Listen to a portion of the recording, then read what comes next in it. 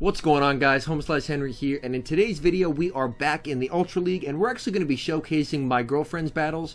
She's been running in the regular Ultra League with an Empoleon lead, and honestly, she's been doing amazingly. She's up 150 points in 2 days, and she's not even done with all of her sets today. So she's been doing great, and I really wanted to showcase her team and all the really good progress she's been doing.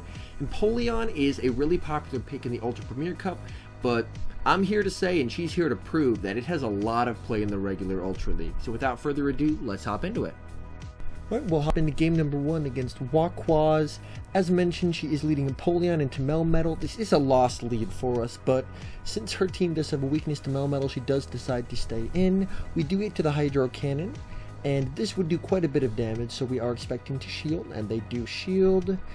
That Melmetal's building quite a bit of energy. When it throws, we decide to shield just in case it's a superpower. Unfortunately, they do bait us. And we're building up. We do get to another Hydro Cannon, and the Melmetal does outpace Empoleon, so they're just building up extra energy. We do get both shields, which is great. She does decide to shield in case it's a superpower. Unfortunately, she does get double baited, and then this is going to be the superpower, and that is going to be taking out the Empoleon. So the Empoleon's down, but the good news is the Melmetal is now debuffed. We do come in with Cresselia and Charge Move coming through, and this will just be another Rock Slide, but it is debuffed, so it does less. And we do get to the Moonblast, although they do a really good job of catching the Moonblast onto the Togekiss. And she swaps into her Articuno, and she's going to be building up some extra energy here, and she throws right before they do get to the Ancient Power. So she was counting there, that was great. And they don't shield, so we take it out, and we have some extra energy, so we're able to get to an Icy Wind right away on the Melmetal. That's why overfarming there was so important. Alright, and Charge Move does come through from the Melmetal. This is going to be taking out the Articuno. Cresselia comes back in, and they switch into a Gyarados. So the Cresselia does have an energy advantage, which should help going for the Future Sight. This should be doing a lot of damage on the Cresselia. Will not KO. Charge Move coming through from the Gyarados. This is going to be Crunch, which does quite a bit of damage, but does not KO. Race to the Charge Move here. She is able to get to the Moonblast, which is fantastic. This will be taking out the Gyarados. Melmetal comes back in and gets Psycho cut down. Next bat is against 11 Seafood 11. Here they are going to be leading Cresselia. Empoleon does do quite well against Cresselia. With its steel typing, it does resist most of Cresselia's charge moves, with the exception of Grass Knot, which they do throw here, which is neutral. She does counter with the Hydro Cannon, and this does a surprising amount of damage to Cresselia. Look at that. And even though the Cresselia does outpace her to a Grass Knot from this range will not knock out her Empoleon, so she can safely no shield. She's going to be able to counter with the Hydro Cannon. If they don't shield this is going to be getting the Cresselia very, very low, and they do not shield it, and she is able to waterfall down and win switch advantage. They do counter with a Granbull, which is pretty easily able to fast move down. She's going to counter here with her Articuno. Our Articuno functions in the team as a really good generalist because of its ability to use Icy Wind and debuff opponents' attacks. So she does shield that up. It was a crunch bait instead of a close combat. And she is going to be landing the Icy Wind, and they bring in a Giratina. Oh my goodness. So they have a big weakness to Articuno and back. Here she's going to debuff the Giratina and then switch into her own Cresselia. So that way the Giratina's attacks will be doing less, and that way she doesn't have to worry about shielding them. Yeah, that's not going to do anything. And all she'll have to do is get to 2 Moonblasts, one to get the shield, and then one to knock it out. So that's the first Moonblast that does get the shield. And the second one will be coming up here shortly, and she does not have to shield what the Giratina throws since it's debuffed. And she is able to get to the Moonblast. This is going to be taking care of the Giratina. The Giratina dies, they bring back in the Granbull, and they resign. We're hopping into the next game against Pokecatcher 457, and this time she catches a great lead. Aggron, fantastic lead from Empoleon. That's going to be switched out right away into Shadow Articuno, and she's going to be wanting to throw the Hydro Cannon here to either pressure the health or grab a shield before she swaps into her own Articuno. Does get the shield, and she waits for it to throw. So the Articuno spent its energy, which is great, and now she can switch into her own Articuno, and reset the debuff on Empoleon. And charge move coming through, she's going to not shield this, because she's more than likely going to win this battle, but then Aggron's going to come in and smack down afterwards. So there's really not a point of shielding the Articuno, and looks like she is able to farm the other one down. Aggron is going to be coming back. She does land the Icy Wind to do a little bit of chip damage on the Aggron, but the Aggron is going to be able to smack down the Articuno pretty easily. And Empoleon comes back in, and they switch into Giratina. So here, this is why she carries Blizzard. She's going to be building up and going for the nuke. It's so satisfying to Blizzard a Giratina. Building up, goes for the Blizzard. Come on. Don't shield it. Ah, they shield it, unfortunately. She tries to switch, but they do catch her with the charge move. She decides to let it go, because that was a little fast. It's a Dragon Claw, and now she can safely switch into Cresselia, and being up a shield, all she'll have to do is just land 2 Moonblasts, and that's going to easily knock out the Giratina. Does get to the first Moonblast. This is going to be doing super effective damage, and quite a bit of it. Oh, wow, yeah. That does a number on Giratina. And charge move coming through from Giratina, she decides to let it go, mainly because she's saving that shield for Aggron. And this Moonblast is going to be taking out the Giratina. Aggron is going to be coming back with quite a bit of health. Charge move coming through from the Aggron, she does decide to let that go. It's Heavy Slam, and goes into Empoleon, and it's a race to the charge move, and she is able to get to the Hydro Cannon. That's going to be KOing the Aggron, and that's going to be a good game. Up into the next game against Sneezing Hippos One. Boy, the usernames people come up with are pretty fantastic. She catches the Scissor Lead, which is great for Empoleon. Another big strength of Empoleon is it does very well against a lot of Giratina and Cresselia counters. And since those are probably the 2 most common leads in Ultra League, a lot of people run counters to those, and Empoleon can flourish in those situations. In this game, they do decide to safe swap into Swampert, so she does counter with her Articuno, and she's going to be getting the Icy Wind off, and that is going to be doing some nice chunk damage, as well as lowering the attack of the Swampert, which is great. And that makes it so she won't have to shield this Hydro Cannon since it is debuffed.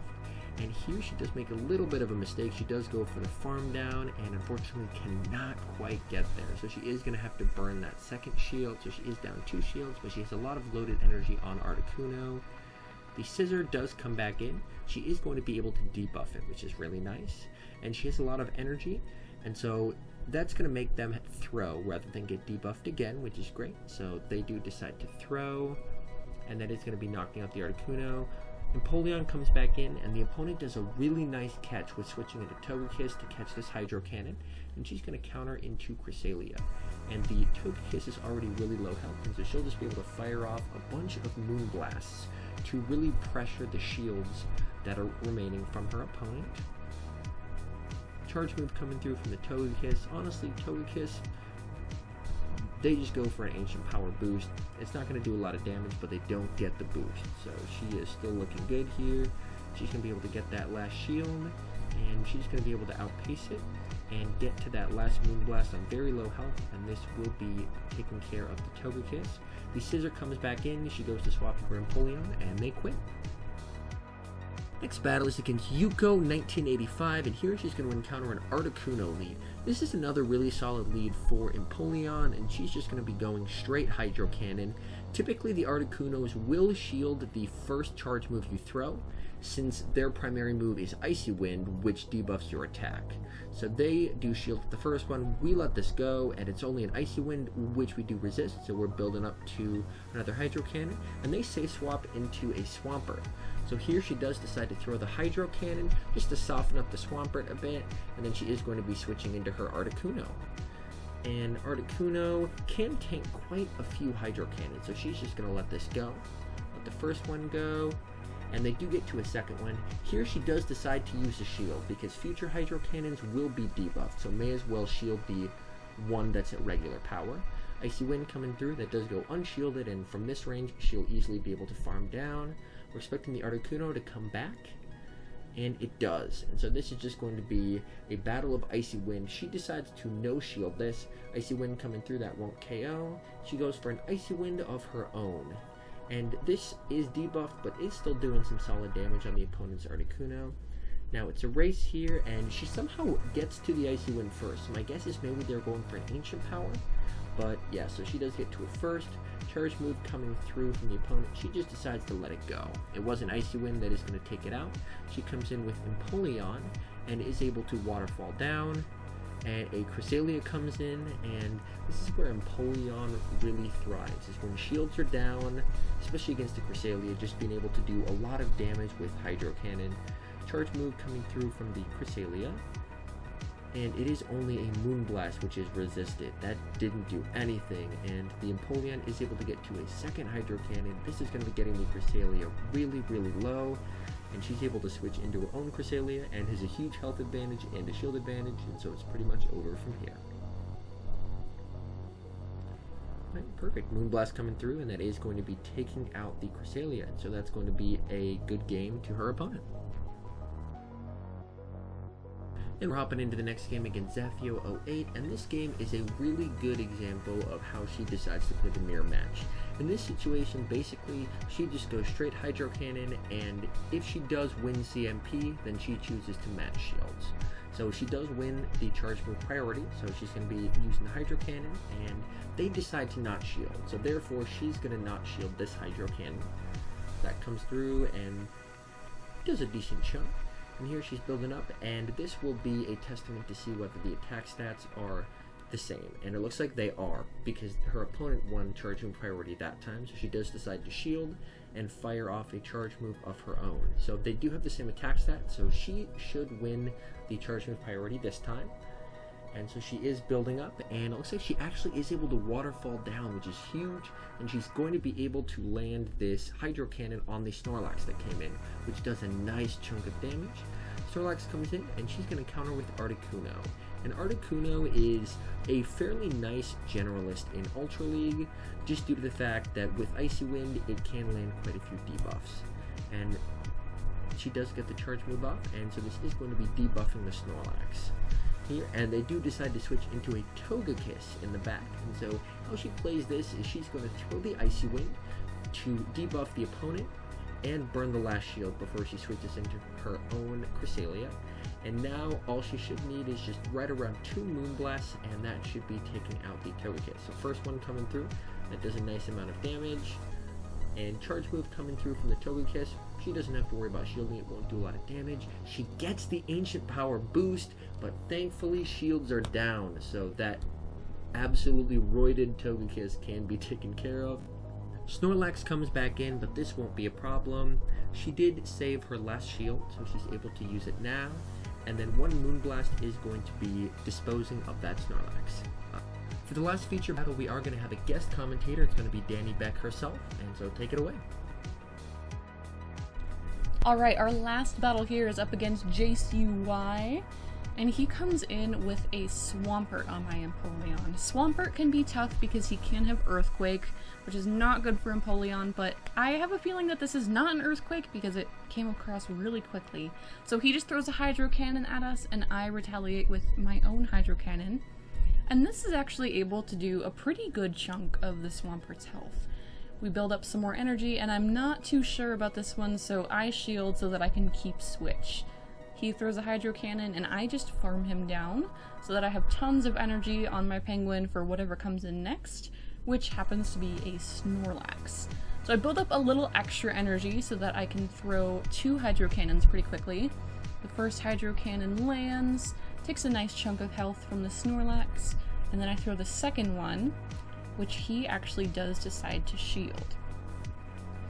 So here he throws what I believe is a Body Slam at me, but I decide to let the Penguin go, even though I love him, and I come in with Articuno to get some of those Icy Wind debuffs off. I decide not to shield this because I know I can take whatever it is, and it's a superpower, so his defense falls, and I decide to take down his attack some more. So I debuff him with the Icy Wind and kill the Snorlax, and then there comes a Registeel. And at this point I'm pretty convinced that I've lost the game because Registeel is not good for me, having Articuno and Cresselia in the back. But these Icy Wind debuffs come in super clutch. So I shielded the first Focus Blast that he threw at me, and here I throw an Icy Wind, and this is the second Icy Wind that I've thrown at him, so this is the second time that I've debuffed his attack. I go ahead and farm up some more energy, and here he goes to throw another move, but because he's already been debuffed, the Focus Blast does not take me out. I'm able to throw one last Icy Wind to debuff him, take him down another notch with his attack, and then I switch out into Cresselia. We left that little tiny shred of HP so that we can use Articuno later, either as a sack swap or in case we start to time out. Here I try to throw a Future Sight with my Cresselia because I know it will do slightly more damage than the Moonblast, but it's resisted and he shields anyway. So here he goes to throw a move, and I'm getting kind of nervous, but with it being 3 times debuffed, the Flash Cannon does basically nothing.